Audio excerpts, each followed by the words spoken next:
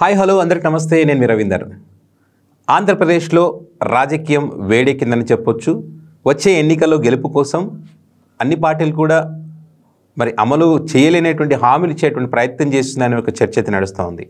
ప్రధానంగా ఇప్పుడు టీడీపీ అధినేత చంద్రబాబు నాయుడు గారు కుప్పం పర్యటన సందర్భంగా ఆయన ఇచ్చినటువంటి హామీలకు సంబంధించి ఆ హామీలపైన విపరీతమైన ట్రోల్స్ చేస్తున్నారు నెటిజన్స్. అంటే ఒక చంద్రబాబు గారు ఎప్పుడు చూసినా కూడా ప్రపంచంలో ప్రతిదీ కూడా నేనే చేశాను, హైదరాబాద్ డెవలప్ అవడానికి కారణం నేనే, ఔటర్ రింగ్ రోడ్డుకి కారణం నేనే, రింగ్ రోడ్డుకి కారణం నేనే, హైటెక్ సిటీకి కారణం నేనే, ఐటీ డెవలప్మెంట్లో కారణం నేనే, రోడ్లు వేయడంలో నేనే, అంటే రోడ్లు కూడా వెడల్పులు చేసింది నేనే, రోడ్లు విస్తరించింది నేనే, ప్రతిదీ కూడా నేనే చేశానని చెప్పి చెప్తున్నటువంటి చంద్రబాబు నాయుడు గారు ఇప్పుడు ఆయన కొత్త హామీ పరాకాష్ఠకు చేరిందనేటువంటి ఒక చర్చ సోషల్ మీడియాలో పెద్ద ఎత్తున జరుగుతూ ఉంది. సో ఆయన అసలు ఏం చెప్పారు అనేది ఒకసారి మనం ఆయన మాటలను ఒకసారి విందాం. భవిష్యత్తులో నేను ఒకటే మీ అందరికీ హామీ ఇస్తున్నా, ఈ కుప్పం నియోజకవర్గాన్ని ప్రపంచానికి అనుసంధానం చేస్తాం.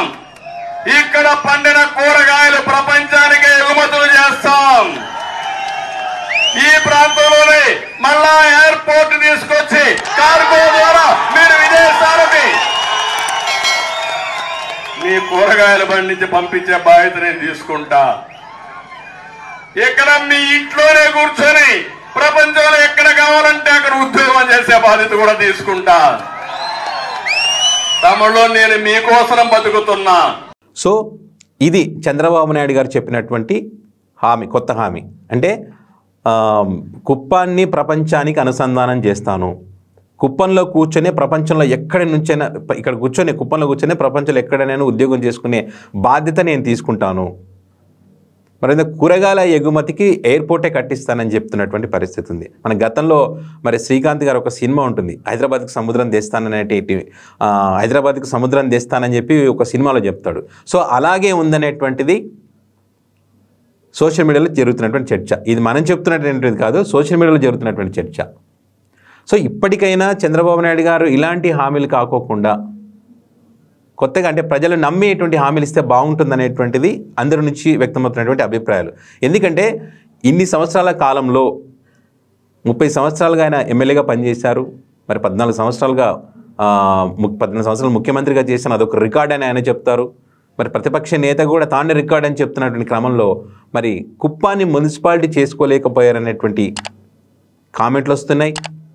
డిగ్రీ కాలేజ్ కూడా కట్టలేనటువంటి పరిస్థితి అని చెప్పి కామెంట్లు వస్తున్నాయి. అంటే గతంలో కుప్పం నియోజకవర్గంలో డిగ్రీ కాలేజ్ లేదని వైఎస్ రాజశేఖర రెడ్డి గారు ముఖ్యమంత్రిగా ఉన్నప్పుడు అక్కడ స్థానిక నేతలు, స్థానిక ప్రజలు చెప్తే అప్పుడు ఒక స్థలాన్ని కేటాయించారంట. ఆ స్థలం కేటాయించిన తర్వాత అప్పుడు ఈయన మళ్ళీ కాలేజ్ కట్టడానికి చంద్రబాబు నాయుడు గారు డిగ్రీ కాలేజ్ కట్టారంట అప్పుడు.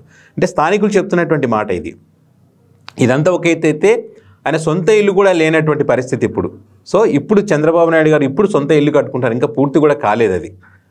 సో ఇది చంద్రబాబు నాయుడు గారు సాధించినటువంటి ఘనత అని చెప్పి కామెంట్లు వస్తున్నాయి. సో వీటన్నింటినీ దృష్టిలో పెట్టుకొని ప్రజలు ఏది చెప్తే నమ్ముతారు, ప్రజలకు ఏది ఉపయోగకరంగా ఉంటుందనేటువంటి ఆలోచిస్తే మంచిదనేటువంటి అభిప్రాయాలు ఉన్నటువంటి పరిస్థితి.